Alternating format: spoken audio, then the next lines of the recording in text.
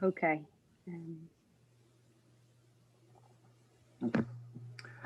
So good morning, everybody, or good afternoon, good evening, depending on where you're joining us from. And welcome to this webinar on women's empowerment and nutrition, making the connections. So my name is Nick Chisholm. I'm the director of the Centre for Global Development here in University College Cork, and I'm also a senior lecturer here in international development. And I'd really like to warmly welcome you to this, this webinar.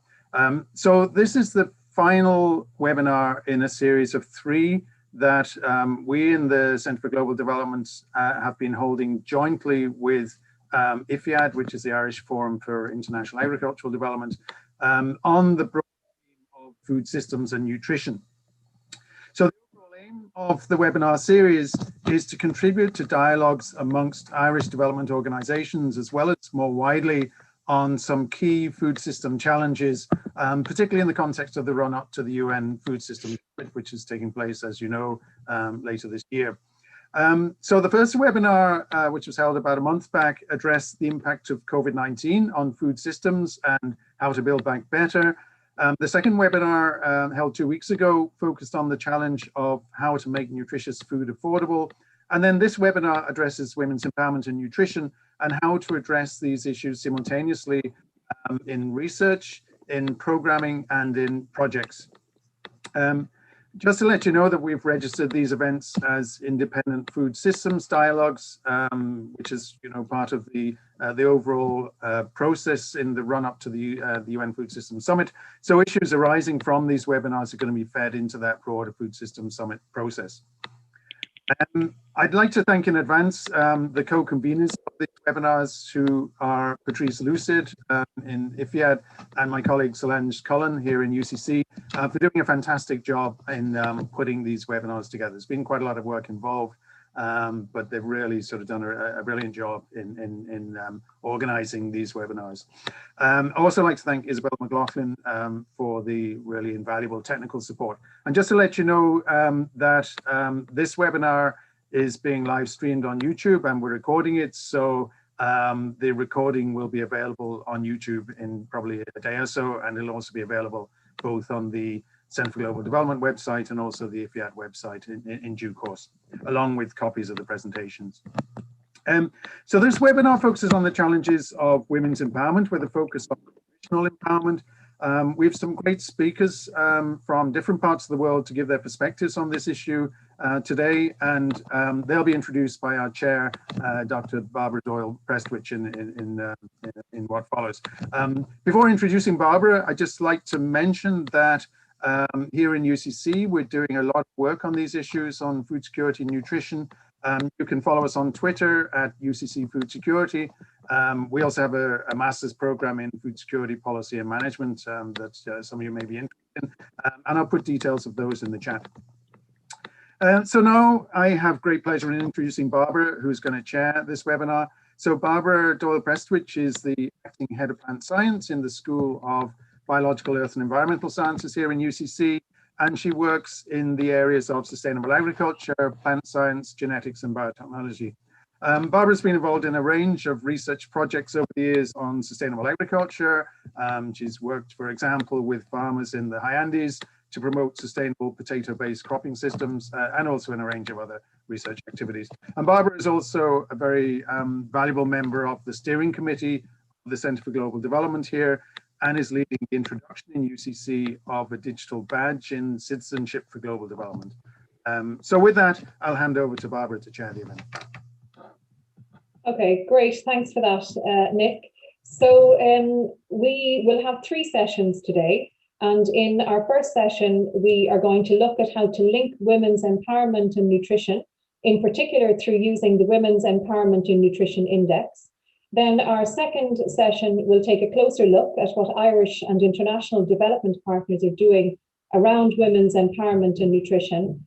And then in our third session, we're going to look at some of the game-changing solutions for women and nutrition that are emerging ahead of the Food Systems Summit later this year.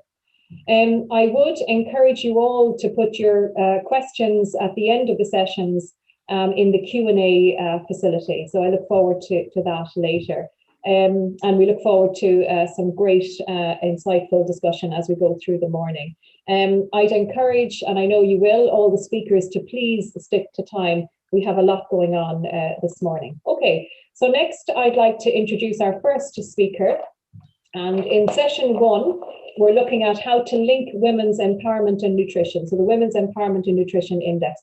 And I'd like to introduce Suha Narayanan, who is going to present on the Women's Empowerment and Nutrition Index, Bridging the Missing Link.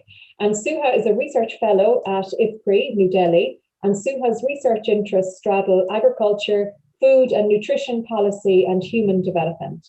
Her research focuses on contract farming, on agri-food value chains, technology adoption in agriculture, public policies for food security and employment, and agriculture nutrition linkages. She was previously an associate professor at the Indira Gandhi Institute of Development Research in Mumbai.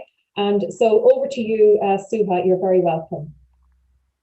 Thank you very much for inviting me to share our research. And most of all, thank you for organizing a session on women's empowerment and nutrition, which is often crucial but underappreciated.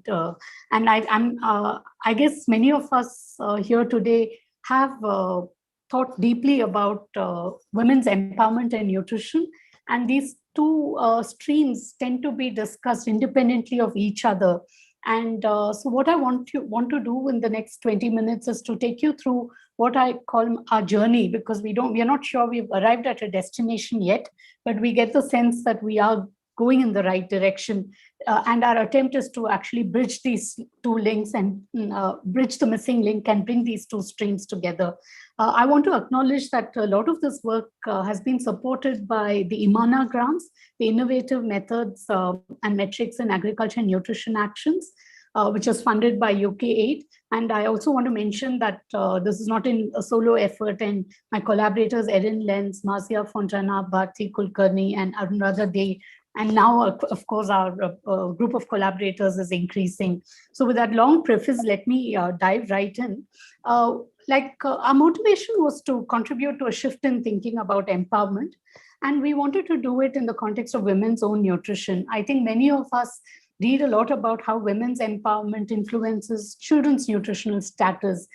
But given that children's nutritional status is itself determined by women's nutritional status because of the intergenerational aspects of nutrition, but also because I think women need to be the focus of attention and not just seen as instruments for forwarding the children's nutrition. So we wanted to shift the focus on women themselves. We also felt that there was a lot of discussion and empowerment in a very general sense, including on focusing on economic empowerment. But we felt that if you want to look at nutrition status of women, you need to talk about empowerment in a very specific domain. And we know that because previous literature dating back to the 1980s suggests that women could be very empowered in one dimension, but that does not mean that they are empowered in other dimensions, or it may be in ways that actually undermine their nutrition. We also felt that there was a kind of a mushrooming of efforts to measure empowerment, and the way in fact set the pace and kind of encouraged us to think more carefully about empowerment in agriculture. And we found that a lot of the empowerment measures that are used don't always correlate with own nutrition, just reinforcing the previous point that if you have empowerment measures in one dimension, it may not actually be good indicators that nutritional status has improved.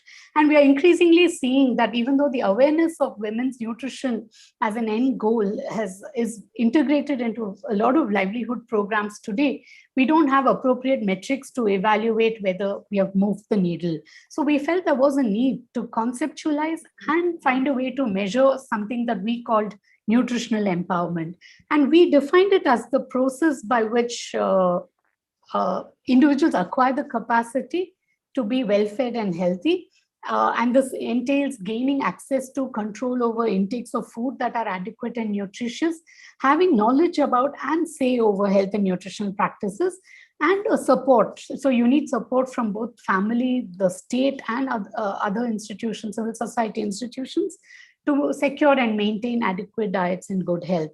So we were quite keen that it is possible. We recognize that it may be possible that you could be well-fed and healthy, but our intention is also to make sure that women had a meaningful choice in getting there. So we do recognize the possibility that I might have good status, but I may not have much say within the family. So that's something that's not uncommon in South Asia. So I just want to take you through our journey in research.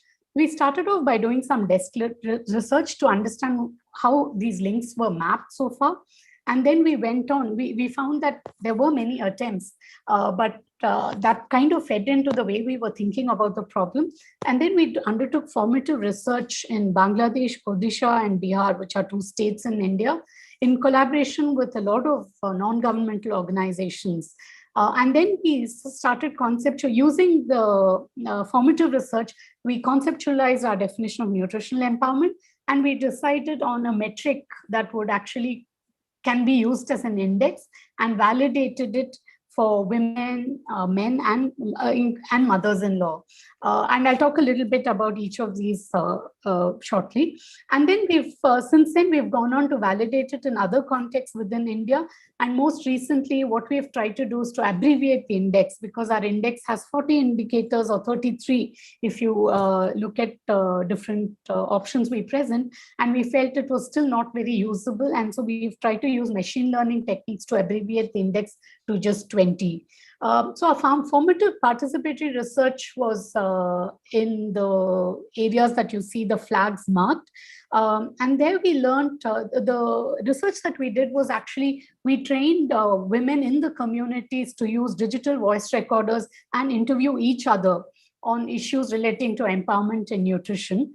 And we were merely, we were not even observers, we were not present. So we felt that this would kind of give us an insight into the way the community members themselves were thinking about nutrition without the intervention of outsiders. So we realized that we did learn a few things, some of which were already kind of known, but others that were somewhat new to us, that women bear shocks disproportionately. The eating order seems to matter a lot. They often eat least and last and often go hungry. They tend to delay seeking healthcare, leaving the healthcare priorities to seeking priorities to the men in the family or the wage earners if they were not earning wages. We also discovered that domestic violence impacts food intakes, with many women avoiding food in order to limit their risk of exposing themselves to violence. And we also found that work conditions were often very poor, unsafe, and often on very bad terms in terms of monetary remuneration, but also very strenuous. And in a way, this sort of helped us think about how to conceptualize nutritional empowerment. And what we did essentially was to say, we care about nutrition and empowerment. And so we brought 2 streams of literature together. One is the empowerment literature coming from Naila Kabir and Sabine Alkari, and the other coming from the drivers of nutrition, coming from the UNICEF framework for child nutrition status, but which we adapted to women. And so we saw the dimensions of empowerment coming from the empowerment literature as knowledge, resources, and agency. Whereas Kabir and Alkari think of achievements themselves as part of empowerment, we wanted to kind of keep achievements separate, saying that nutritional empowerment should lead to better nutritional achievements. So for us, it's essentially the dimensions are knowledge, resources, agency, and the domains were food and health mainly. And we wanted to bring in work as a very important aspect, where work can be a positive resource if it generates income and allows the women to go outside the home. But at the same time, it can also present a negative resource if work conditions are poor and the work is very strenuous. And institutions is another domain, but it's a kind of an overarching domain that influences all the other domains in different ways. And for younger women, fertility is also an additional domain. I won't talk much about it in this talk. So using these domains and dimension, and we call it DDs, we came up with 10 domain dimensions and constituted something called the Venn grid. So you have knowledge, resource, agency as columns and the domains as rows. And this we end up calling the Venn grid. And the idea is that this Venn grid then becomes a device to help us organize what we understand and know about the areas we are working in. And we populate this knowledge resource agency, each domain dimension, with particular themes that can then lay the foundation for metrics to understand the barriers that women face in attaining better nutritional outcomes. And we have intermediate achievements and final achievements. Again, I won't dwell much on that in the interest of time. So what do we do here? We felt that the Venn grid shifts the focus to nutrition and as an outcome. So rather than in women's empowerment in agriculture or in economic sphere, for us, it doesn't matter what the women do. It's valid for any kind of livelihood. And as we mentioned before, the focus is on women rather than their children. And so ours is outcome focused, not activity focused. And it does not assume that the empowerment in one area translates easily into the nutrition domain, focuses on women rather than children. We also have two other things that I would like to emphasize, that very often empowerment just reduces to agency. And we want to emphasize that knowledge and resources are also a significant part of what we deem to be empowerment. There are often questions on empowerment and its relationship to gender parity.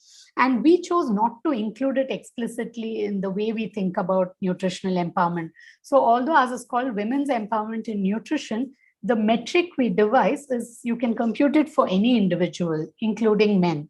And the reason we decided against using gender parity as a particular component is that in a context like South Asia and in many resource-constrained settings, it's not as if the men are doing particularly well. In fact, anemia rates among adult men is very, very high in India. So we felt that having parity when neither is doing well does not really serve us well in identifying the barriers that may be common to both. So in that sense, we did not explicitly consider gender parity. So the way in which you can understand gender parity via the Women's Empowerment Index is to compare the indicators for men versus women, but it's not incorporated in the index itself. So what is the use of this Venn grid? So we think of it as a heuristic device, not so much as it's just a device that helps us think through all the causal links and that map empowerment and nutrition. So one is you can use it as a scorecard. So if you look at each domain dimension, you could identify themes or indicators that define it, score them so you can understand which domain dimension is probably the weakest link. The other way to do it, which is what we did, is to actually identify themes and indicators for each of these dimensions, but aggregate them into one index and use them as a predictive tool, either to predict nutrition status or just use it as a milestone measurer. So you measure progress in how effectively these barriers to nutritional empowerment or nutritional status is cleared. The other way to go about it is to start with the final achievements and conduct diagnostics. Now we have growth diagnostics to understand why countries are poor. You could do it for nutritional status as well, to start with areas where poor nutritional status is there and work backwards into the domain dimensions to understand why, what are the factors and which domain dimension actually serves as a binding constraint. It has many uses, but I'll focus on the index. Not many people like the index, and we ourselves were a little circumspect about trying to measure such a complex thing and just reducing it so it involves a loss of detail. But at the same time, we also agreed, like Youth Minds Index said, you all learn to love to like the index. It's a catch-all measure that enables comparisons over time and across communities. And it kind of helps highlight the challenges that are there in the domain of women's empowerment and nutrition. I'm going to go quickly over the rest because I will run out of time. Essentially, we identify the best indicators. I don't have the time to go into the themes and the indicators we selected. We find a way to score each of them. We aggregate the score. And so you have a nutritional empowerment index that goes from 0 to 1, 1 being most empowered, 0 being the least. And then we kind of impose a threshold to identify whether you're on the empowered side or on the disempowered side. Many people resist doing this because the threshold is arbitrary. but it can also be aspirational. So that's entirely up to the user. And we use the Alkari-Foster type of measures such that you have one index, but you could also have domain dimension specific indices, and that helps you explore things more. So you could get a headcount ratio of the proportion who are disempowered or compute just average scores. Now in the WANI that we published, we had 50 indicators, and for those young women for whom fertility also mattered, and 40 otherwise. It's still, it comes from a number of variables, and the original set of indicators we started were actually 3 times that size, and we kind of brought it down to this. It's still quite unwieldy and large, but I'll come to that later. And here I just want to share some findings that are in our published paper in Food Policy. So we computed the nutritional empowerment index in 2 communities, Bihar and Orissa.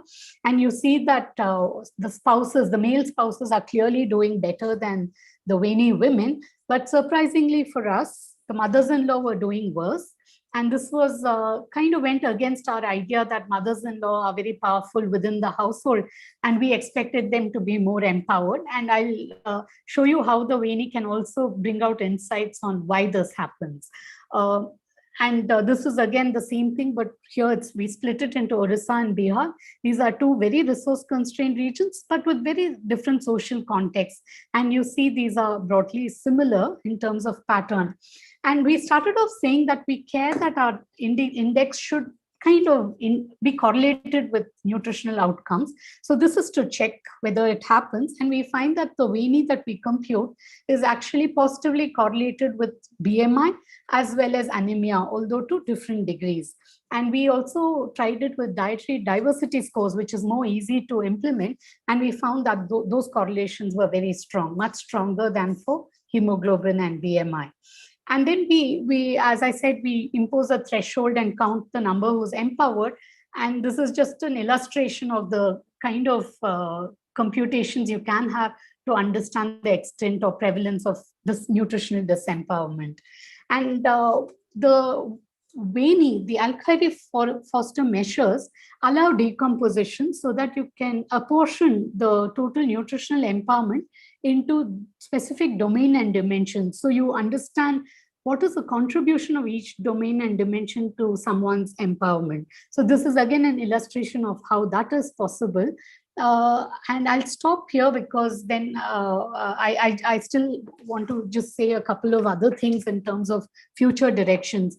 One of the things I'd mentioned at the start is to say that the Venn grid is just a heuristic device or a device that just helps us organize different domains and dimensions and the causal chain. But I also mentioned that we could, rather than computing an index, you can use it as a scorecard. And so here is an illustration of the scores that different communities have got. So these are the average scores for different domain dimensions, for different types of respondents and different states.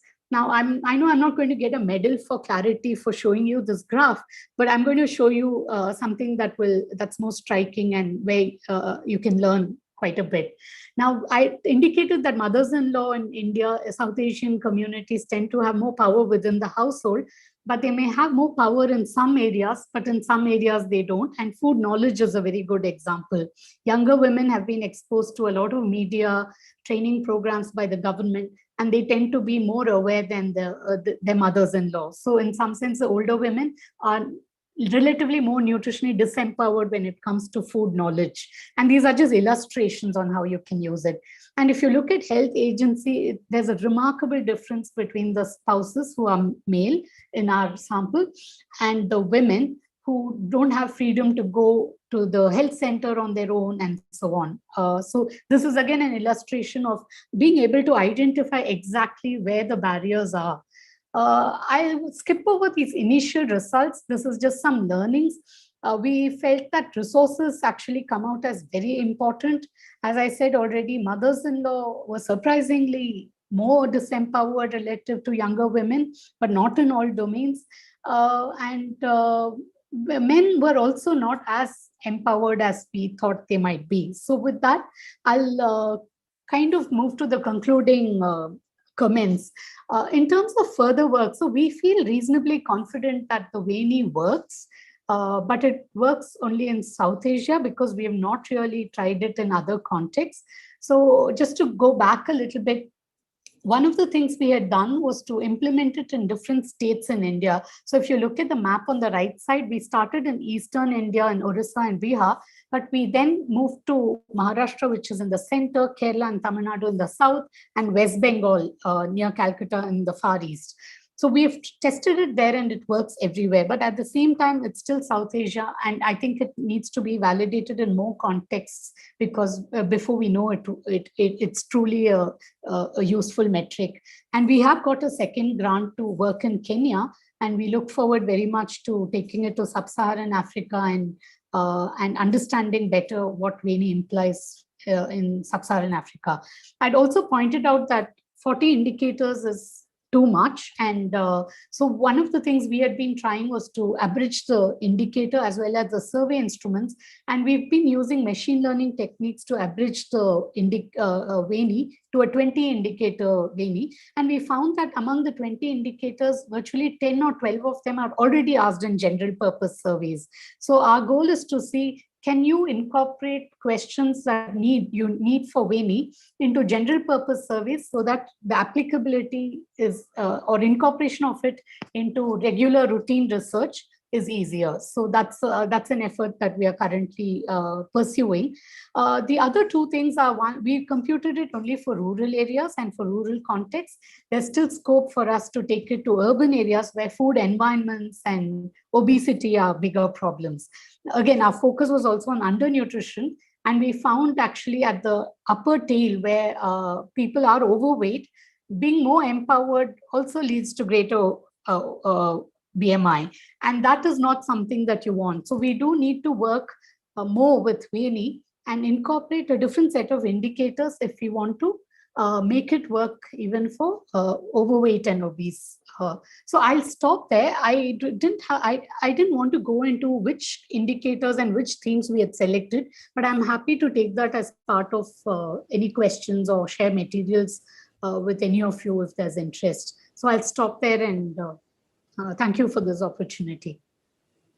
Great. Thank you, Suha. That was great timing as well. 3 minutes to spare before your designated slot. Okay, so the first question I have here for you is, what are the implications of developing this index in terms of project design and program development? Yeah, when we started working on this, we did not have a specific use. I mean, we didn't imagine how it can be used in project design. I think since then we've had a lot of time to think about it. And the one way in which you can use it is when you design projects, especially with limited resources, you want to know which levers you want to focus on. And I think the Venn grid, even if you use it for qualitative understanding of the needs of the community, I think it can serve as important inputs into project design. And it helps you prioritize. You may not be able to do everything all the time. You can either choose to do where the domain dimensions are the weakest. So you can pick the weakest link, or you could pick the domain dimension where you think the returns are going to be the largest, where you're going to see immediate change in nutritional status. So using the Venn grid to design programs, you could use it as a diagnostic tool to understand the needs of the community better, especially barriers to empowerment. As an outcome measure too, we haven't tested this yet, but supposing you are undertaking a randomized control trial or there's an intervention, we believe that the VANI can be an outcome metric that you track. We built the VANI not to respond to seasonality very strongly. So it's meant to capture underlying structural factors. So we don't expect that it will change season to season, because then you won't be measuring something that's not ephemeral. We wanted to capture something that's more fundamental. But for that same reason, you can't have a very short window for impact evaluation. So you need to have at least 2 years before you can use VANI as a outcome metric that you can track, because we don't expect that things that we put in the VANI are going to change overnight. We don't know enough about this, but there are people and teams who are trying now to use VANI as an outcome metric for impact evaluation. So I think we need to watch that space and see what they find. Yeah, great. Thank you. Okay, our next question. Has consideration been given to measuring gender nutrition empowerment by looking at rates of anemia and maternal and adolescent body mass index? If I understood the question correctly, it's about whether we considered achievements in terms of BMI and anemia. We didn't put that in the index itself. So for us, the nutritional empowerment leads to better anemia outcomes and better BMI. So for us, these are the outcomes that are correlated with nutritional empowerment, but does not represent empowerment itself. And to just explain that a little further, we think that having anemia could also depend on things that are not related to empowerment. So for example, sickle cell anemia, genetic issues, these are all confounders. And we don't want to put something that we can't clearly define as part of empowerment into the index. So for us, that part, there is a part which empowerment changes. There's another part that empowerment can't do much. Even if you empower somebody in terms of knowledge, resources, and agency, some physiological issues can relate to the BMI you achieve or the anemia you have. So in that sense, we have not incorporated it into it. We are merely looking at empowerment as one way to improve outcomes. I hope that I understood the question correctly. Yeah, okay, that's great, thank you. Okay, next question. Is there any way we can measure within the food systems if we want to observe the difference between arid and semi-humid systems, for example? Or will adding a domain on agrarian system and knowledge resource agency within the system be advisable? I don't think you need to do that. I didn't have time to talk about the indicators, but for example, one of the indicators in the food domain is, do you have your own sources of food and how many of those that you have? So if you have access to common property resources, whether you have access to land, whether you have access to forest-based livelihoods. So all of these are already part of the food resource domain. So the DD, that's food resources, already has this. Now, what you should expect to see is if you're in a arid system where these access to food is limiting, then you would see them perform or score weekly on the food resource DD. So it's kind of built in to incorporate a wide range of contexts. And in fact, our initial work in Orissa looked at 5 different systems: coastal, mountainous, and so we've already tried to validate it in very, very different contexts. So you wouldn't have to change anything to be able to do that. Okay, thanks for that, Suha. Okay, so using nutrition as an entry point has proven very effective in addressing gender, in particular in South Asia. Okay, so that's a comment rather than a question. And then there are lots of comments on, thank you for the wonderful presentation. Did you try to analyze the domains knowledge resource agency separately to link with BMI or MDDW? And if so, which are the strongest pathways? Was that question clear? Yeah. Yeah. I think this is something we've tried. We've not published our work because I think there are a lot of questions on which methods let you actually apportion the relationship better. So we have used something called Shapley-Owen decomposition that talks about what is the proportion of total explained variation that's contributed by these different domain dimensions. And we actually find that the resources are very strong in some regions, and agency is quite strong in others, and knowledge in still others, which kind of suggests that in each area, actually, what contributes more could be different. I won't say anything more other than to say that we still are doing that kind of work, but we did find using national level data sets. So we used the DHS and kind of try to map it to the Venn grid for Bangladesh and India. So these are national level data sets. And there, when we conducted this decomposition analysis, actually health resources came out to be the most important set of factors. That doesn't cover all the domain dimensions of WANI, but I think it kind of also points to the fact that we shouldn't focus too much on just agency alone when we talk about empowerment, but the broader contextual constraints that that represent resources. Okay, great. Thanks, Suha. Okay, so any comment on working versus non-working women? Yeah, actually, this was a tricky problem for us. On the one hand, as I said, work has two dimensions. Now, the fact that you can work gives you access to income that you could control and use in the way that you want. So the access to paid work and being able to do paid work itself can be empowering. So if you did that, then you actually got to score 1, and if you were not working, you were disempowered. At the same time, working in a bad environment could be a negative resource. So then in the health domain, you actually score poorly. That is, if you have work, but it's too strenuous, you don't have labor-saving devices, or it's hazardous and it's in unhealthy conditions, then you would be disempowered. So hey, work comes up as a positive or a negative depending on what work you're involved in and whether your pay is also and work hours are reasonable. Whereas if you're not working, you're disempowered because you don't have access to money, but you are empowered because you're not expending any energy or exposing yourself to poor working conditions. So it comes up always in two places depending on what work you do. Yeah, sure. Okay, thanks, Suha. Okay, so did you say that you were aiming to develop a 20-question questionnaire that could be used everywhere, or do you think the questions will always need to be adapted? We have a 20 indicator weighing and the questions that can go into it.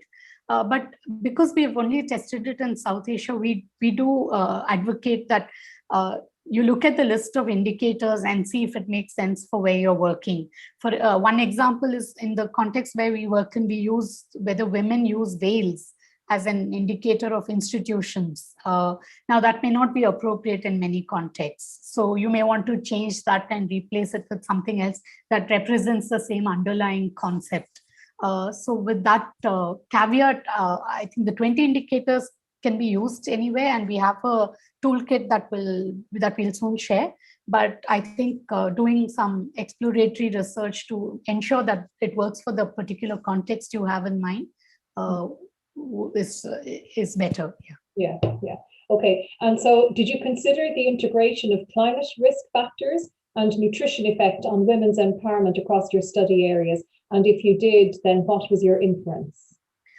So one of the things is I'll explain this with an example. So climate risks have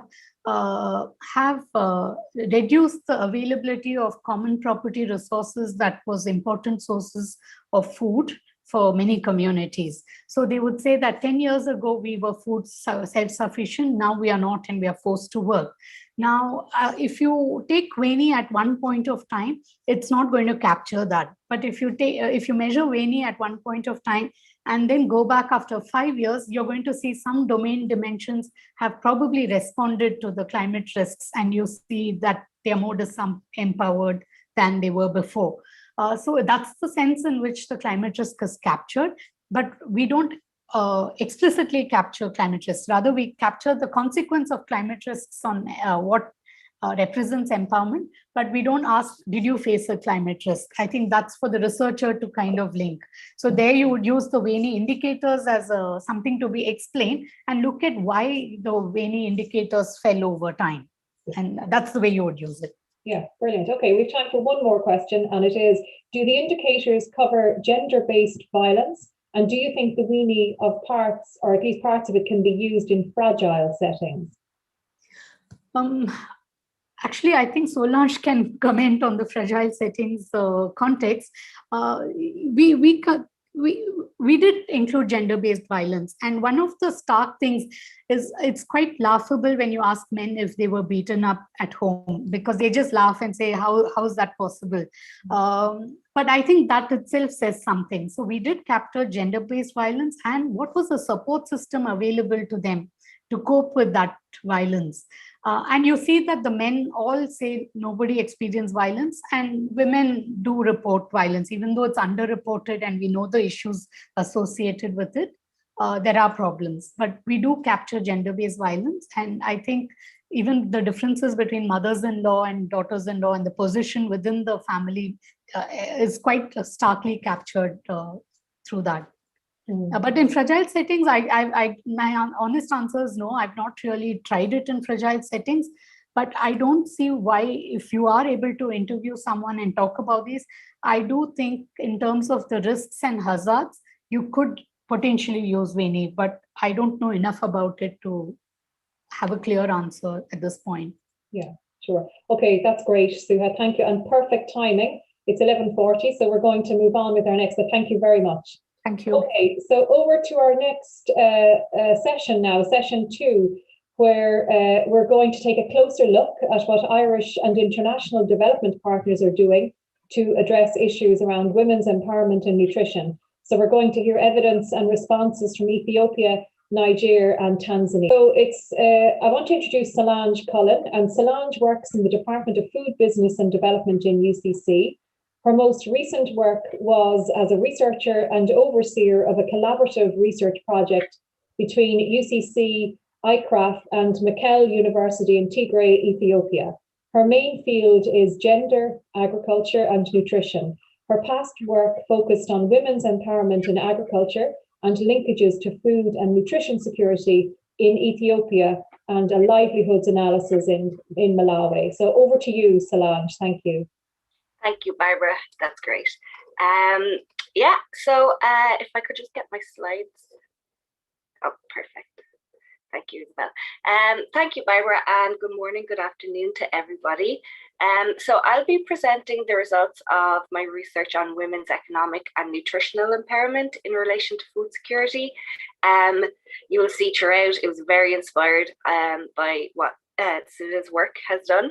So the study was conducted within the Gergara watershed, located in the eastern zone of the national regional state of Tigray, Ethiopia. Next slide, please. I just want to mention at the start, this study was done in early 2020 in Tigray before the outbreak of war. So the results I'll be going through today may not be relevant, and they don't reflect the current humanitarian crisis that's happening in the area.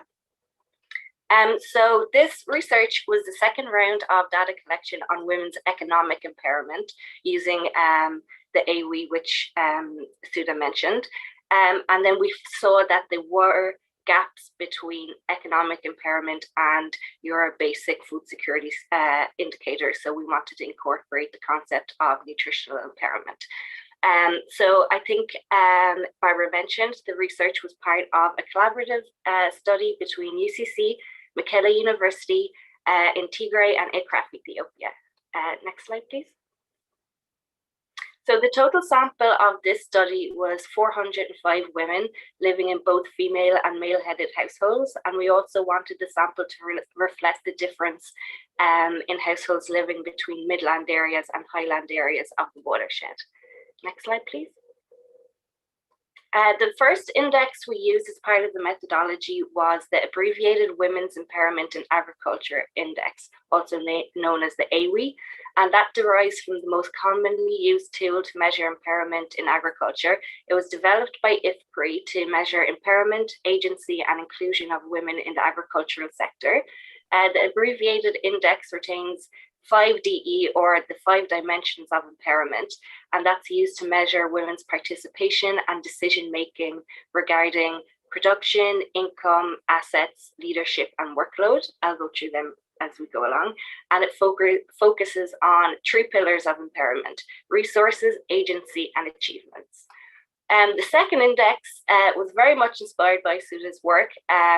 So we looked at the WENI, or the Women's Empowerment and Nutrition Index. And as Suda mentioned, it could be used in many different ways, but we wanted to use it as a baseline, as a diagnostic tool to learn more about the differences between women within female and male-headed, and then the different geographical locations of the community. Because we saw that gap in our last research, we wanted to understand more about what influences specifically women's nutrition and health. We then, for the food security indicators, we used the Household and Women's Diet Diversity Score and the Food Consumption Score. And then we had BMI calculations and hemoglobin readings for health indicators. Next slide, please. So here we have the results of the 5 dimensions of empowerment score. This is the score we got from the abbreviated Economic Empowerment in Agriculture Index. So the 5D score of the sample is 0.05. So this is classified as disempowered, as it has to be equal or above 0.8 on a scale from 0 to 1, similar to the Winnie. You can see here that the respondents in female households had an average score of 0.5, and in male-headed households 0.95. So that means that the average empowerment score for women in male-headed households was higher than in female-headed households. And we think this is because when women were asked about the agricultural production activities, women in male-headed households had access to more production activities, and they had an input into the decision-making around these activities. So overall, 50.1% of the women were classified as empowered according to this index. Just for comparison with other 5DE scores from baseline studies across Africa and Asia, the Gerger watershed would be ranked in the one of the lowest categories. Next slide, please. So this is just to show the contributions of each dimension to the disempowerment within female and male-headed households. So the largest contributor in both cases was workload. However, it represents a larger proportion within the male-headed households. The second largest contributor is leadership, which is calculated by group membership. So that measures the active participation of women and their awareness within community groups. And then the third largest contributor is input into productive decision making.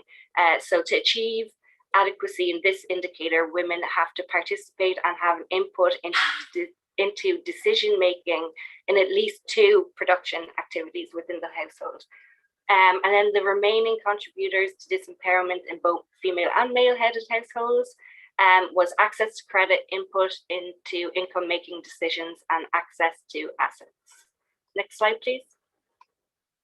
So just going back on one of the main contributors, workload. So the results show that 66% of women worked more than 10.5 hours a day doing productive or domestic duties. So the burden of workload was higher in male-headed households than female-headed households. And we saw that women who were classified as empowered actually had higher workload and time burdens than those who were deemed not yet empowered. So when we asked the respondents what would their response to having an increased workload, 80% said that they would sleep and rest for shorter periods of time. The willingness to increase women's economic empowerment specifically might have negative impacts on the work burden of women, we saw. And then just going on to group membership, we saw that 38% of women did not meet the adequate achievement for this indicator. So we noticed as well from our past research that there is a linking factor between low empowerment scores within female-headed households and the lack of access to community groups and participation in community activities. So women in female-headed households didn't have access and were often too shy to engage in community activities that women in male-headed households would have somebody to go with them, or they would have access into community groups. So 68% of women said they're not comfortable speaking in public or traveling alone to community activities. Next slide, please. So this is just a quick look at production between female and male-headed households. So the most common production activities within female-headed households are agricultural production for household consumption and livestock raising for both consumption and sale. In all areas of economic activity, the majority of the respondents in female households have all the control of production decisions. In some cases, they have most or share control with other household members. And you can see there's small instances where the women have little or no input into decisions, even though they're in a female-headed house. So this could be either the respondent was a daughter of a female-headed house, or they were not the primary wife in a plural marriage. So within the community, they would still be classified as female-headed, but their absent husband or their husband's family would still decide on the production activity. In male-headed households, there was a higher participation in more production activities across the board. The results show that the majority of women feel that they have equal control over decisions on activities with their spouse. So that was quite positive. Next slide, please. So I'm going to move on to the Women's Empowerment and Nutrition Index. I won't go into all the details because I could never do as good a job as Sudha just did. But I do want to mention something important, and this is why we wanted to include an index on nutritional power, is within the Economic Empowerment Index, there was three pillars, the three pillars of empowerment, but this index added a fourth one that wasn't included in the last one, and that was knowledge. Next slide, please. So using the 7 domains of domain dimensions of the WINI, so we looked at food knowledge, resource and agency, health knowledge, resource and agency, and institution. So they were our 7 domain dimensions, and within that category, 63.7% of women were categorized as nutritionally empowered. We then added the extra 3 domain dimensions, which was for women of reproductive age. So it was fertility knowledge, resource and agency. So 71.9% of women were nutritionally empowered when we applied those. Next slide, please. So here we see that the contribution of each domain dimension to the disempowerment of women, and this is just using the 7 indicators. We saw that that health and food knowledge were the main contributors to disempowerment. Health agency, institutions, and health resource followed. I think the fact that food agency accounts for only 3% of disempowerment is positive. That means women have control over what the household consumes. So if we could bridge the gap with food knowledge, women have the agency to improve nutrition within the household if resources allowed. Next slide, please. So here we're looking at the 10 domain dimensions, or DDs, and these are for women of reproductive age. So we can see within the fertility domain, the largest contributor to disempowerment was fertility knowledge. So when all 10 domains were applied, fertility knowledge, food knowledge, and health knowledge were the main 3 contributors to disempowerment. So that means that the main constraint to increase nutritional empowerment is lack of access to information, education, and knowledge across the board. Next slide, please. The main findings of the WINI showed a vast disparity between Midland and Highland Cushettes, which is a village district. This was also reflected in the Empowerment Index, but not as severe as within the WINI. Across 10 domains and domain indicators, the Highland Cushette scored the lowest. The difference in results may be due to limited access to production, activity, resources, and institutional support.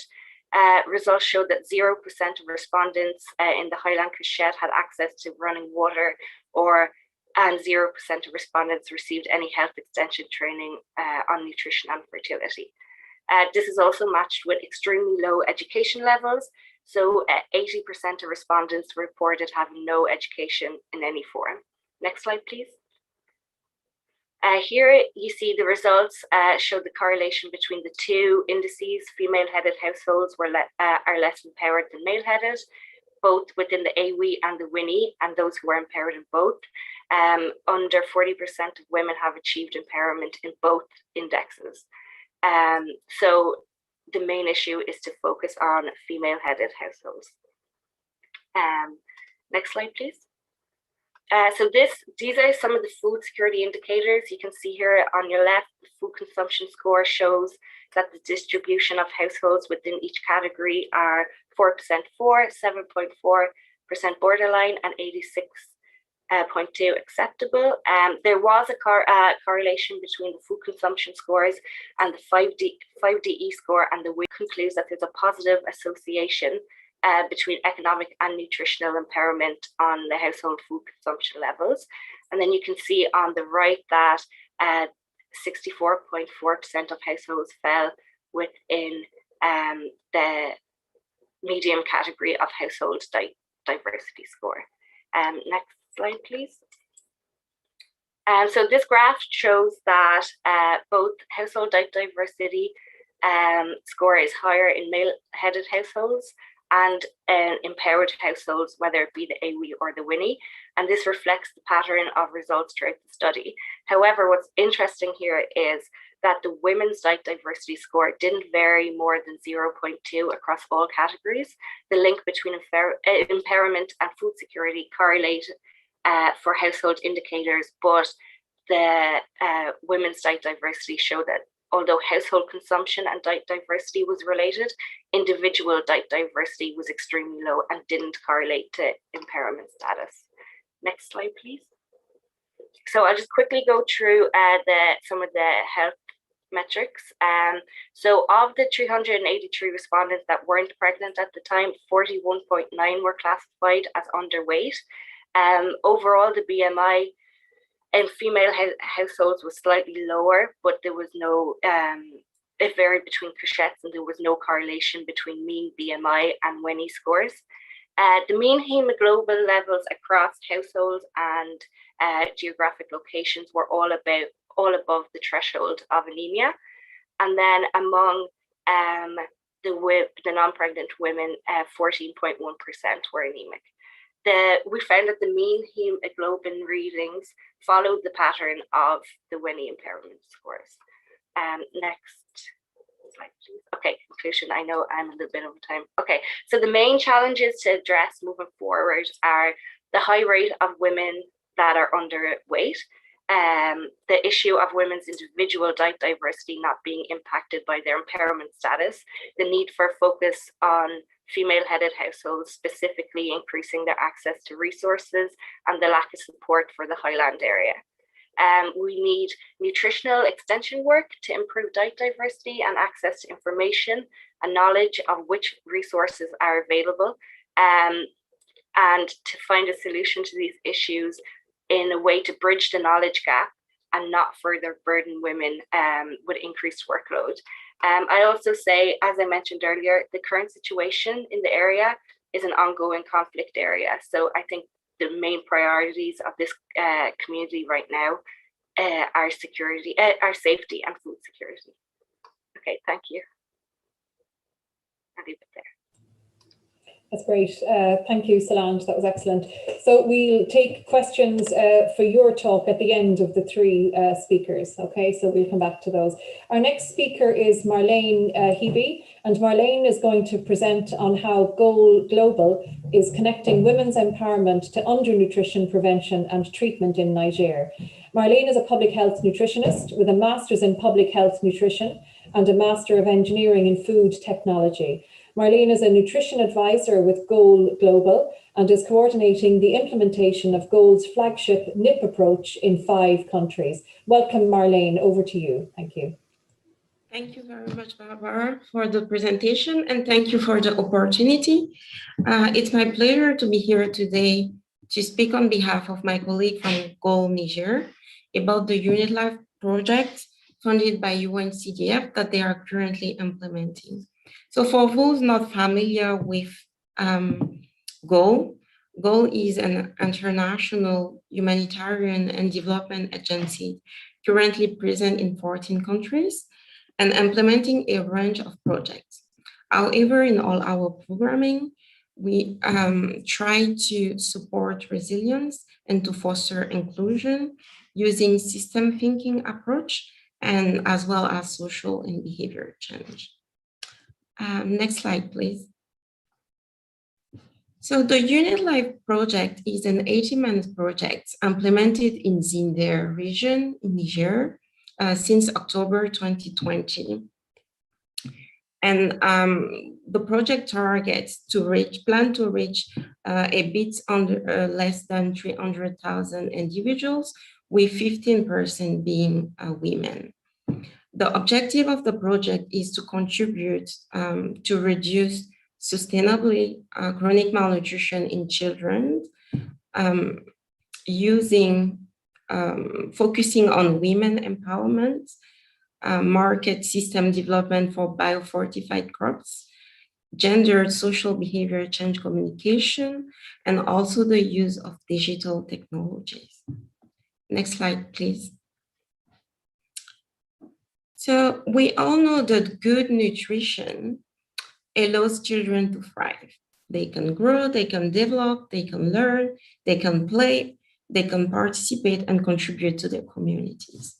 However, in Niger, there are 3 forms of undernutrition that actually rob children of their futures.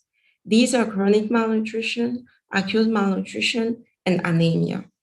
So around 50% of children under 5 are suffering chronic malnutrition in Niger, meaning that they might not reach their full human capital due to impaired physical and cognitive development. And around 1 in every 7 children in Niger are suffering acute malnutrition, which is life-threatening, especially when they suffer the more severe form. And around 3/4 of the children under 5 are suffering anemia with its burden of mortality and morbidities. So you can see from this picture that undernutrition in children in Niger is a real impediment to human and economic development. And especially 7% of Niger GDP is lost every year due to malnutrition. Next slide, please. So when we try to go deeper and look at the underlying causes of undernutrition in children in Niger, we have identified 3 key drivers. The first one being inadequate consumption of diverse and high nutrient foods due to financial, seasonal, and market access barriers, but also lack of knowledge and skills. The second driver is high disease burden in children in gender due to inadequate health-seeking behavior and feeding of sick children, but also poor hygiene and sanitation. And the last one, but not the least, is women-limited decision-making powers, especially decision around economic use of at household level, use of limited decision-making around the use of the economic asset at the household level, and also insufficient support from their family. Next slide, please. So building up on this understanding of the gender context, we have then used system thinking to design the Unit Life project. And so this figure on the left is summarizing how we approach system thinking to design the Unit Life project. So all these factors, we all know that nutrition is multisectoral. And all these factors are cross-cutting factors that influence, interact, and impact one another and also nutrition outcome. And all together, these factors in white, or component if you want, are believed to form several interdependent systems that shape nutrition. For example, if you consider food and health, we all know the value of health in generating productive agricultural system, and also the impact agriculture can have on farmer health. So all these factors with the green stars are the factors or components that we are trying to address through the Unit Life project. And through the system approach, we really try to strengthen or integrate nutrition-related activities into each of these target components with the overall objective of enhancing the whole system for nutrition and without displacing permanent player. And to do that, we focus on 3 outcomes. The first one being supporting the production and availability of nutrient-dense crops. The second one, focusing on improving women empowerment for children nutrition and well-being. And the last one is around improving health-seeking behavior, nutritional practices, and community well-being. So this one is around the social cultural environment. Next slide, please. So regarding the outcome one, we are using a market system development approach for biofortified crops. So we start with research on the seed system in Niger in order to further understand the seed system in our area and to also identify the most appropriate players to co-design effective and sustainable intervention that will then strengthen the system and not displace the permanent players. So we have identified 3 crops we will be focusing on. The first one being biofortified, so zinc and iron fortified millets, and then 2 varieties of improved and climate smart crops, which are cowpeas and groundnuts. We really place women at the center of our approach, and we have identified also a small local business that will be that we are working with to really build their capacity so that they can access the market by expanding their distribution network of these improved and high nutrient crops that we are focusing on, so that smallholder farmers, specifically women, can have increased access to these crops in Zender. We also support women community garden and work with permanent player like government extension service to also promote climate smart resilience agricultural techniques. Next slide, please. So under outcome 2, we support again women specifically through promoting a traditional women revolving gold bank, as well as voluntary village savings and loan groups, focusing on women, building their skills around business trainings, and also working and facilitating linkages with the permanent players that are the government extension services. Next slide, please. And finally, under the third outcome, we really work at influencing the social roles and norms and relationships to, as well as access to resource and services related to nutrition, but also to behavior change and decision. So we implement gender and multi-level as well as multi-sectoral social behavior change strategies using several methodologies, interpersonal social behavior change, but also community-led action for COVID or community action planning. And along these SBC activities, we also work at raising awareness through mass campaign using mobile phone. So these were the digital technologies. Next slide, please. So in terms of monitoring and evaluation, so under outcome 1, we'll be collecting indicators on food consumption score in household, but also indicators around the production of the promoted crops.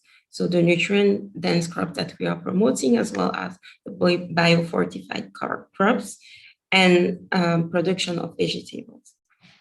Under the outcome 2, we'll be focusing on collecting indicators around household decision-making index and also women economic decision-making.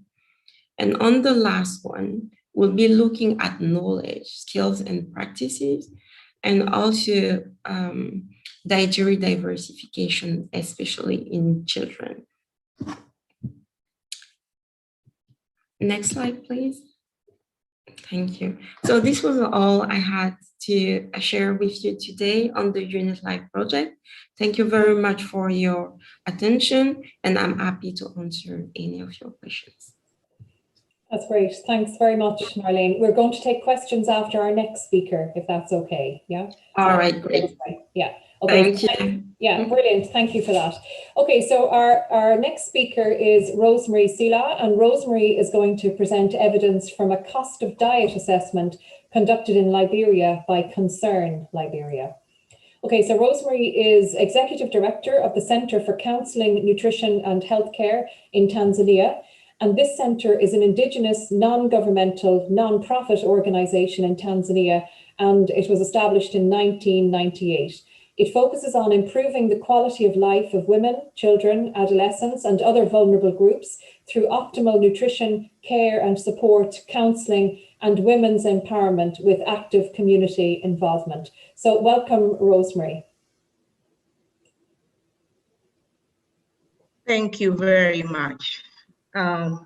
Yes, I'm going to talk about the programs that we're implementing here in Tanzania that looks at community-based, gender-driven approaches that works in addressing nutrition through women empowerment. And these are implemented as part of the support from the Irish Aid. Next slide, please. So as introduced, we're a local NGO advocating the use of proved approaches through a community-based, where we look at community identifying their own problems and come up with the solutions that are implementable. And we are doing so to ensure that whatever is being impacted is sustainable. So through Irish Aid, we've implemented 2 projects. Lishe Ruvuma is one of the projects. And the lesson learned from there was further scaled up to Lishe Dodoma. Next, please. So under Lishe Ruvuma, we came to understand that the use of community-based nutrition and the use of existing system by empowering the local government who works closely with the community and develop the implementation of most projects, as well as mainstreaming gender into the nutrition, addresses the issues of low nutrition or poor nutrition and health in general. Now, from the implementation in Ruvuma, we saw that 3 components helped these issues. One is addressing the gender component and hence empower women and the community, but also bringing the services closer to the community and providing the community with the required knowledge, information, and skills. And because of that, we managed to decrease the underweight from 18% to 12%, wasting from 8% to 3%, starting from 44% to 33%, and facility delivery was increased from 70% to 91%, while early booking increased from 26 to 52. So these approaches were further scaled up to Lishe Dodoma, which I'm going to discuss in the next slide. Next slide, please. So those approaches were further implemented, and the aim is to ensure that the community is impacted with the right information. One thing that we had realized during the implements, actually at the locality, the food availability is there. Diversification is a problem, but only due to mostly contributed by the knowledge, and other concerns were the services. So as I've said earlier, we scaled up the stakeholder engagement where we worked with the local government authorities. Here we helped the government in terms of planning, budgeting, and implementation of the program. But we also work with the multi-sectorial committee, and this is the committee that involves other sectors which are nutritional sensitive to ensure that all barriers which are sectorial related are addressed.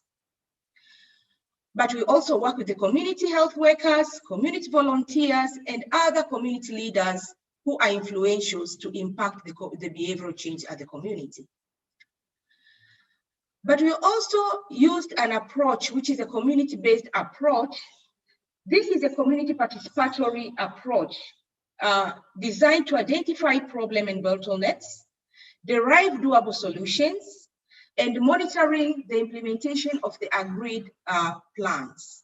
And this is known as transformative reflective leadership approach, commonly known as TRLA. This mostly deals with the gender disparities to address the negative norms in the community. And this involves the community themselves sitting and seeing what is really impacted them.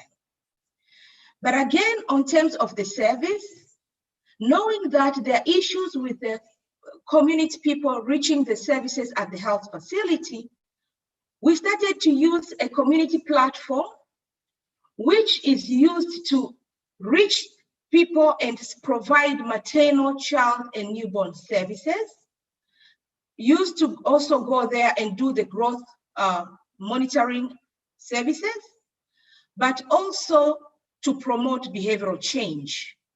This is the area that also cooking demonstration is conducted to impact women with the required skills on what to prepare using the available locality foods.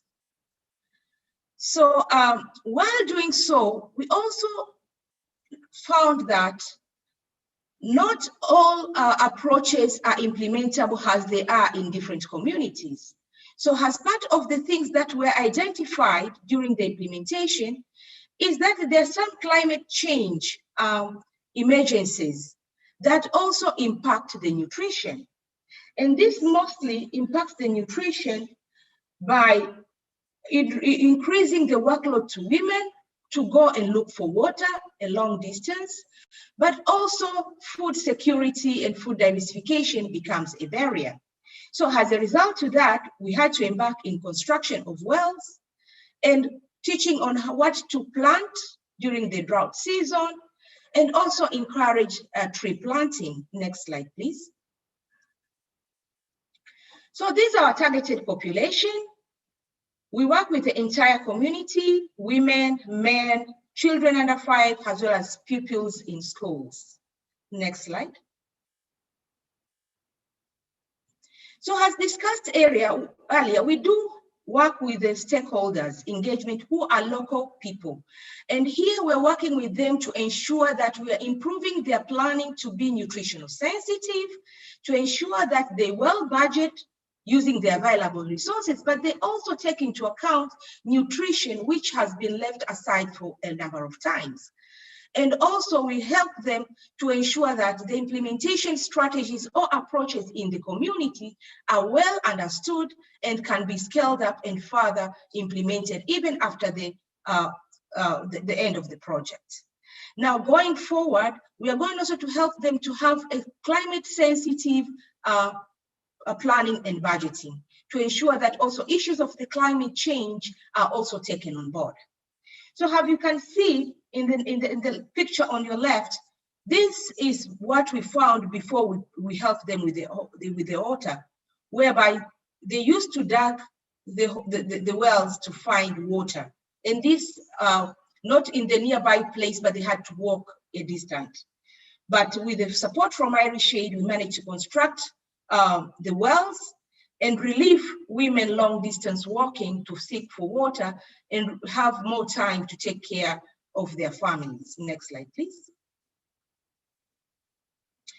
Now, this is what is being implemented during the Village Health and Nutrition Days.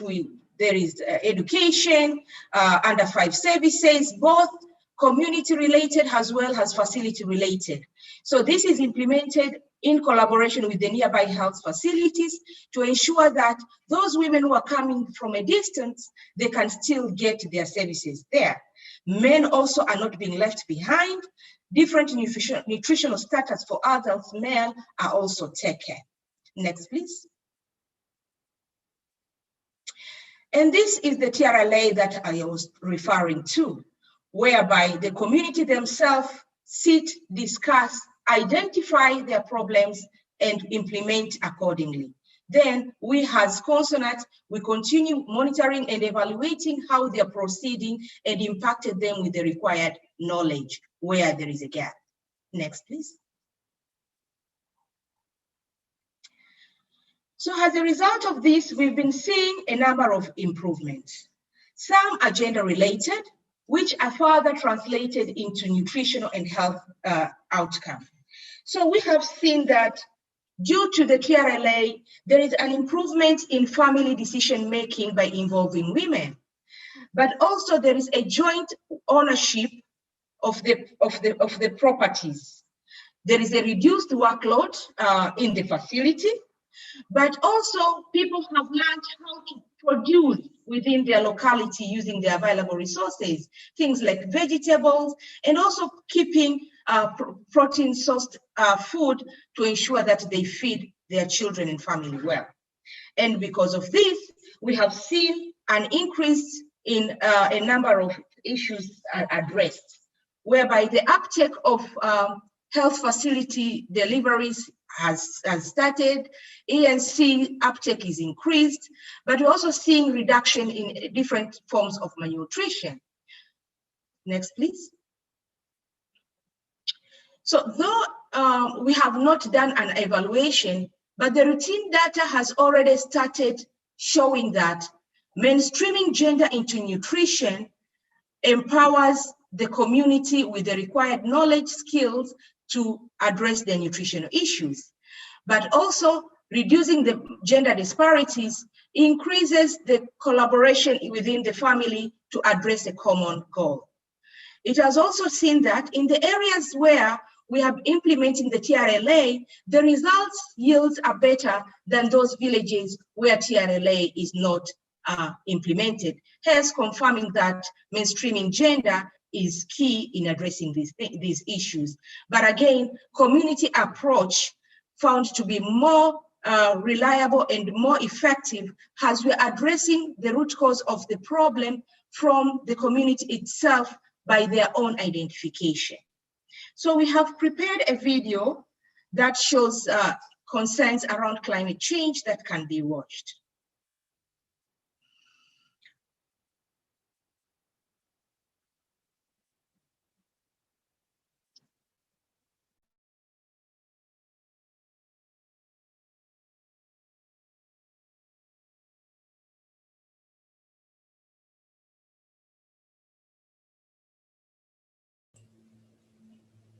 Okay, Rosemary, we're waiting for your video, is it?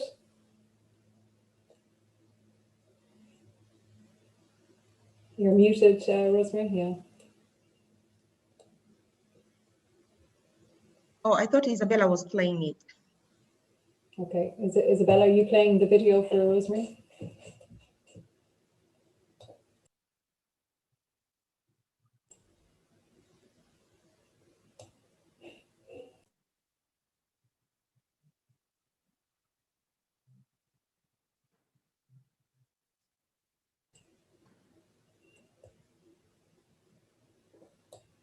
Okay, Isabel, that video is not playing at the moment, not for me anyway.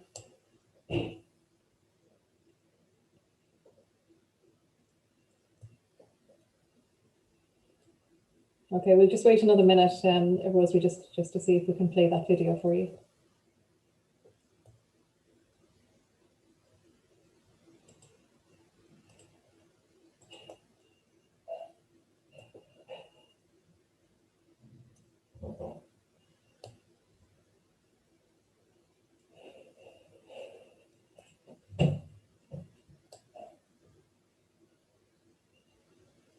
Okay, Isabel, that video doesn't seem to be playing.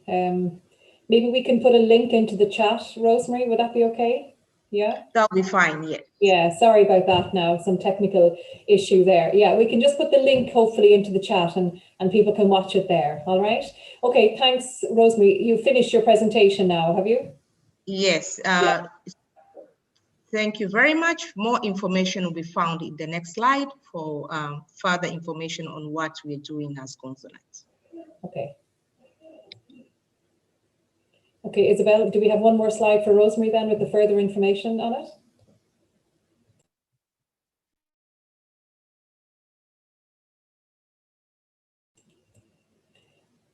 Okay, so I might invite Solange, Rosemary and Marlene back in then for questions. Okay, no, sorry, we have the final video. Okay, that's Rosemary. Do you want to talk through that for a moment? And then we'll finish up with yours. Thank you. So you can find more information on our collaboration on what we do with projects to improve the outcome of the first 1,000 days in that link. You can also visit our website, our Facebook and Instagram page, Twitter and LinkedIn. Then, our videos also are found in our website. Thank you very much. We'd like to thank Irish Aid for the support, the government of Tanzania, and this meeting for giving them an opportunity to share our program. Thank you very much. Great, thank you very much, Rosemary. Great presentation. Could I now invite Rosemary, Solange and Marlene back in, and we'll have our questions for the three speakers. Okay, thanks everybody. The first question I have here is for Solange. So Solange, first of all, very interesting to hear about the differences between female and male heads households. Were you able to check if this was consistent across different wealth groups? So originally, yes, that was the idea. So I must mention this research is part of like a 4-part research project. So the person who was collecting the data on wealth groups and everything, obviously the data got delayed, COVID and the conflict. See consistencies, however, between geographical locations. So within every cachette, it was the male headed households that we saw higher levels of impairment. So that still needs to be explored. And definitely, I would say, just based on 2019 research, we saw that there was a correlation in wealth group, but that was more that the impairment scores were higher in the male headed households, and the male headed households happened to be in the higher wealth group. So yes, that definitely is on our radar to investigate a bit more, but we're just waiting on additional data. Sure, great, thanks Solange. And still sticking with you for a moment, very interesting presentations. Do we have any insights into why there was a correlation between DD and empowerment at household level, but not at the individual level? Yeah, so from just the indicators we used, we think, and the indicators that I think Sudha mentioned this as well, within each domain, there's specific indicators. And one of the indicators was the order in which people eat within a household. So in a lot of instances, we saw that women would feed their husband, their mother-in-laws, their children first, and they would eat like in last order. So as that was one of the points that we wanted to further explore, because it was new information for us after this research. But just looking at what information we have now, I would say it is to do with the order of eating. Okay, interesting. Yeah, Solange, thank you. Okay, so for Marlene, a request, first of all, would Marlene be able to share her report? I have specific interest in village banking and nutrition. Thank you for the question. So I do not have a specific report, as we have just started in October with the implementation. Okay. And just to clarify that I was talking about village saving and loan groups, and I'm not sure whether the question is referring to food banking or not, but yeah. So more information are to come as we are implementing. And then, yeah, we'll be happy to share further. And you can also keep checking regularly Goal website and Unit Live project website as well. Yeah, great. That's great. People just check in with your website and can find up-to-date information. Great. And sticking with you, Marlene, as well, thanks for the very clear presentation. Would be interested to hear more about the mass awareness campaign through mobile. How is it run, for instance, and what's the awareness, and the awareness on what in particular? And finally, is it hard to access women in this way? Okay, so thank you for the question. So on this element of the project, we are collaborating with a social enterprise specialized in social behavior through digital technologies, and they work in Niger. And so the mass campaign involved two things. So that's mass awareness through mobile phone, but also through radio. So discussions and debates on biofortified seeds that we'll be promoting. But on the awareness campaign, we'll be promoting, raising awareness on a range of topics that are linked to our social and behavior strategies.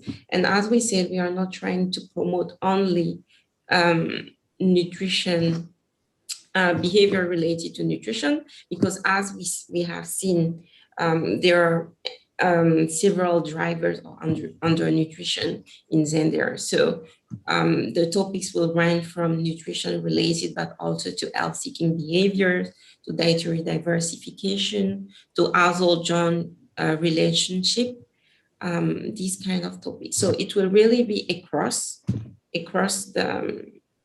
the range of behavior that we want to promote.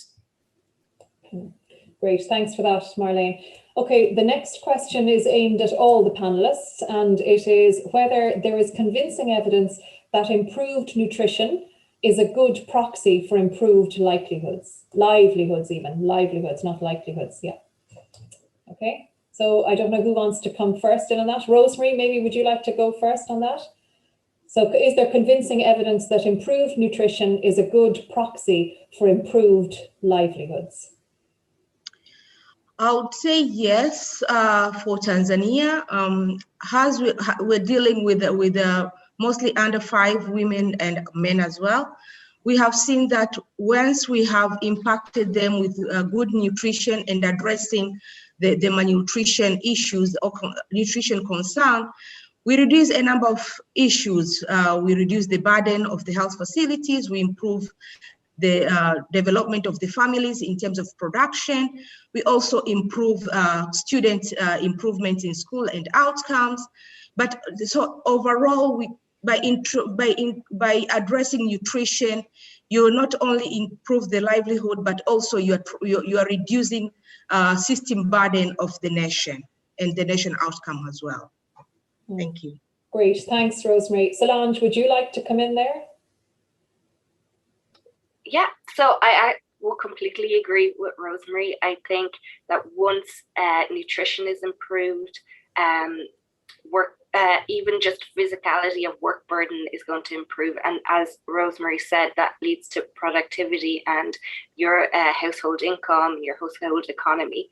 So yeah, I would say it's a good starting point because it'll have a ripple effect on every other element of a livelihood. Great, thanks, Solange. And Marlene, did you want to come in on that? So whether there is convincing evidence that improved nutrition is a good proxy for improved livelihoods? Yeah, I mean, if we think about undernutrition specifically starting, there are good evidence showing that, yeah, improvement in the nutrition status, especially if we think about, yeah, the first 1,000 days. So if it gives us a good opportunity, and it shows that improving the nutritional status, not only of the mothers when they are pregnant, but also the children when they are young, lead to improve learning capabilities, to increase productivities, and then it's linked to increase earnings as well. And there is a lot of evidence that's point toward this element, including the recent 2021 Lancet series on maternal and child health and nutrition. So yes, definitely, we do have the evidence, but then now the gap is really about how we scale up these interventions that we know work. Yeah, brilliant. Thanks, Marlene. We're having slight connectivity problems with our final speaker. I wonder, Suha, we'll keep an eye on whether she can join us, but Suha, would you like to come back into the discussion as well, maybe? And maybe I'll ask you to comment on just that last point as well. I'll just repeat it. Sorry, I'll just go back up here again. So, so do you think there's convincing evidence that improved nutrition is a good proxy for improved livelihoods? You might want to comment. I think the question to whether there is evidence that they are proxies, I'm not aware that we've done enough research to look at these correlations. But at the macro level, we know that improved livelihoods may not imply improved nutrition. And improved nutrition is consistent with improved livelihoods. So in that sense, I agree with all the panelists saying that if you chose a metric and looked at improved nutritional outcomes, it's highly likely that the livelihoods, it's in fact a better measure of human development in a way. I want to add that I think there's also, we need to define what improved livelihoods mean. And here again, the other panelists have mentioned the importance of work. If you think of decent work and remunerative employment that is sustainable, which is what you would think of as improved livelihoods, I have no doubt that it's going to feed into improved nutritional status. So I largely agree with this, but I think we need to do more research in understanding and documenting the relationship between the two. Great, thanks, Suha. Okay, a question from Pat.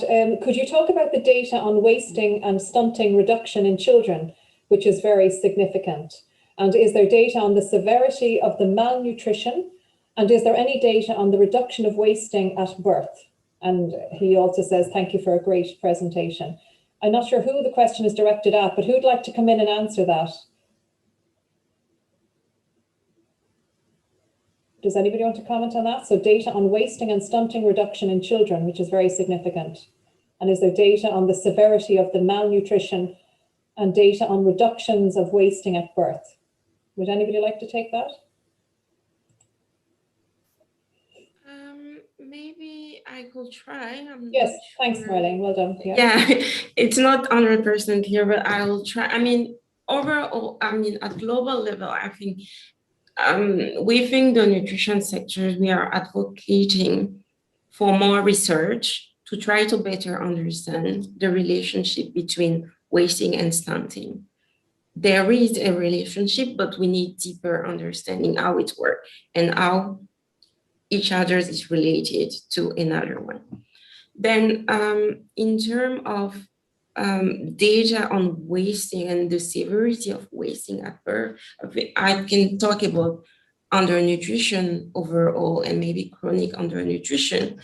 And I think that the recent evidence from the Lancet is showing that malnutrition in children could be even could be found even at birth, and it's likely to be the highest during the first 6 months of birth, and the findings tend to confirm the need to really focus on that windows of opportunity, but not only from for children from 0 to 2 years, but also looking at the adolescents and having a more life cycle approach to try to tackle undernutrition. And there was also a call maybe to focus on these first 6 months of life, so infants age 0 to 6 months. And there are growing, approach, if I may say, trying really to look at these windows and working with both the jihad of mothers and very young infants, and to prevent malnutrition and also to try to tackle it earlier in their life. I don't know if I'm answering the question, but that's what I may say. Well, I think that's fine. Does anybody else want to comment, or shall we move on to the next question? Anybody else? No. Okay, so let's move on to the next question. And this is from Pauline, who is a former Irish ambassador to Ethiopia and who found Gregor research very interesting. I noted the finding that empowered women worked longer hours. And she says in brackets, contradictory ? Any thoughts on possible remedial measures? Low level of women's education. Yeah, so this was actually a really interesting finding, and we found it in 2019 as well with the economic impairment. So I think time and work burden is like a double-edged sword. So I think Sudha mentioned this in her presentation, that there's different dimensions of impairment. So let's say in the economic impairment index, you are scored if you participate in a lot of community activities in multiple production activities. So you get scored on that. But then when it comes to the workload indicator, you get scored lower if you work over the threshold of 10.5 hours per day on productive or domestic responsibilities. So you are getting a point for being more active in community groups, cooperatives, having more than one production activity, where you're getting marked down in empowerment terms because you have extra long hours of work. So yeah, I think it is definitely a kind of double-edged sword. And when people speak about empowerment, it's not implicit that like time or workload is not really implicit sometimes. And I think in some instances with pushing for economic empowerment, you can actually, increased workload can become an outcome of it. And I don't know, maybe Sudha would have something to say about this too, based off her experience. Yeah, if I may, I think, I mean, you've already covered the issue about work being a double-edged sword, but in terms of what do we do about it, I think it's not very clear in the context of, I speak because I know the Indian context well, this is just with reference to India, where we are seeing female labor force participation actually decline among the educated. And likewise, we find that upper caste and class, they're more likely to not work. And there is something associated with status that if you're seen to be working, and poor women are in disadvantaged families are often forced to work because it's important for them to sustain the family. And so in some ways, education levels and as you move up the income class, you withdraw from the labor force because you're just signaling status. The other dimension is that as higher levels of education are acquired, there's also a certain kind of pickiness about the kind of work that you deem acceptable. And among women and among men actually, but among women, if there is not enough work that's generated that's appropriate for women, educated women, then they're more likely to drop out of the workforce. So I think there's a whole bunch of factors at work, and whether the work that's available actually is suitable to the women becomes a consideration as education levels increase. So it's not very clear which way we should go. And I think it depends on the very specific context we're talking about. Mm-hmm. Can I just add something to that, Barbara? I agree completely. And we also saw that in some areas of our research that women who were quite high on the income scale, who received remittance from their husbands abroad, would actually drop out of the labor force also. And they were less likely to have agricultural production because they had an income that didn't require them to do heavy workload. So we also saw that too. But yeah, sorry, I forgot to answer the bit of what could we do. I think, again, as Sudha said, it's very context specific. I think in terms of the area I was in, I mean, this is like a big step, but I think the redistribution of labor or just household roles and responsibilities needs to be targeted at. I think a lot of the time we focus a lot on the women's side of it, but I think also men need to be included in this conversation to see how overall the household duties can be distributed a bit more, because at the end of the day, I mean, yes, I know that's not an easy feat, but I think the conversation should be there. Great, thanks, Solange. Marlene and Rosemary, I don't know if you want to come in on that, or we can move on if you do. Yes, if I may come in. I mean, from the implementation side, and I think that, yeah, as Solange and Sudha said, it's really context specific. But what we are seeing is that sometimes the household relationship is very important and influencing on, and I mean, from our side in Zender, we had seen that the support received by the family was one of the lack of support, if I may, was one of the key drivers of undernutrition. And that's why in our SBCC approach, we had specific activities trying to include social behavior change around social norm, around family relationship, around joint decision making, as well. And then what is interesting in our context as well, when we speak about the workload, one might think that maybe starting to raise the goats as we think the goat revolving bank might have a burden on the women, but from the contextual analysis and the understanding on the context, what we found out from the women and the community is that ownership of that animal is just increasing the agency of the women, and it gives them more space within her household to get involved into decision making. So it's really about trying to understand the context, but specifically the social norms and the relationship dynamics, and see how this you could try to influence it and to make sure that you are not having an unexpected negative also impact on the women. And I think this was also one of the recommendation from FAO on engaging women into agricultural activities, to try to assess and monitor the maybe unexpected negative outcome on them. Great, thanks, Marlene. Rosemary, did you want to comment or not? Oh, yes.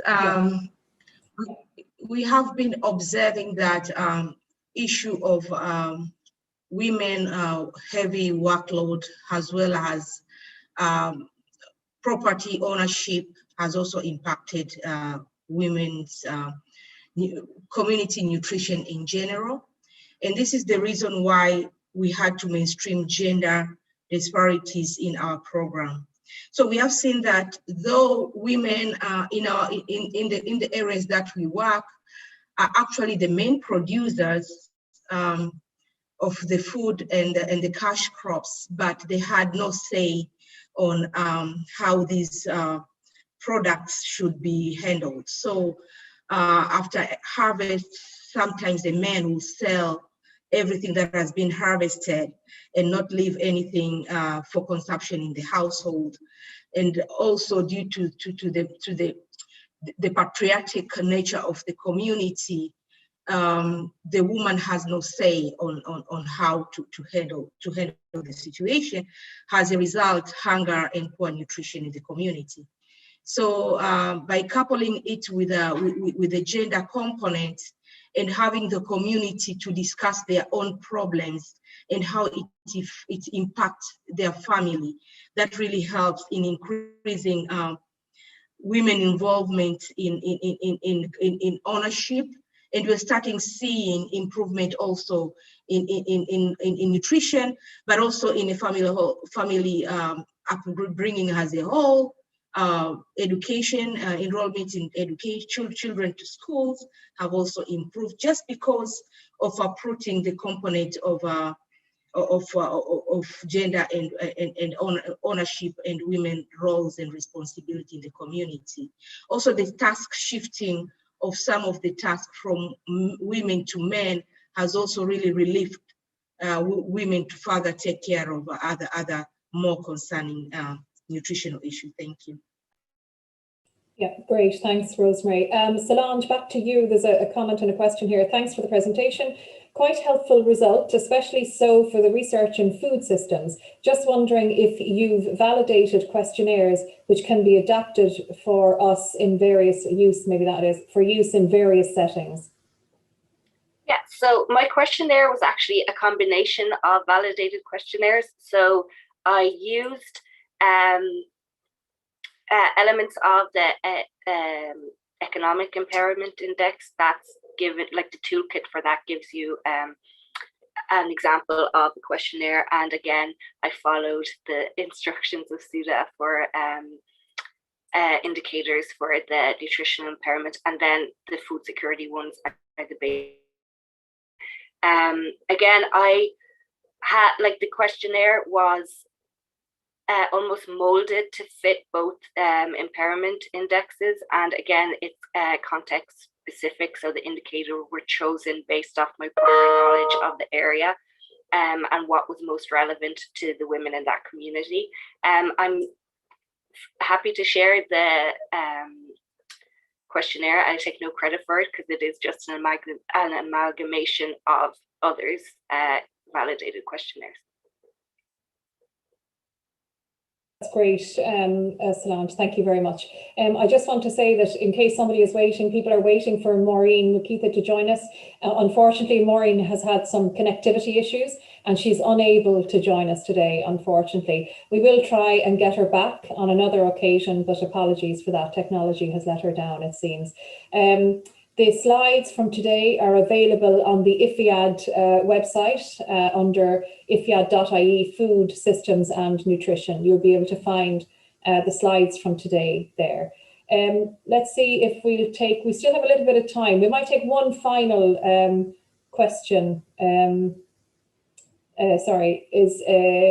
It's just actually thank you for the various information, and Una has posted a link. Una, you might post that in the chat as well. I'm not sure everybody can see that link in the Q&A. Okay, and there are various other links to other resources if people want to put those in the chat. I think we're going to leave it there, and apologies again for Maureen not able to join us. Can I repeat a big thank you to all our speakers today? Fantastic talks and fantastic discussion as well. So thank you so much to everybody, and thanks to the audience who joined us online as well. Can I also say thanks to Patrice and IFIAD, to Isabel, Solange and Nick from the Centre for Global Development. And I think all that remains to say is have a good evening wherever you are, have a good day, have a nice weekend. It's a bank holiday weekend in Ireland, and we're going to draw the webinar to a close there. And thank you so much for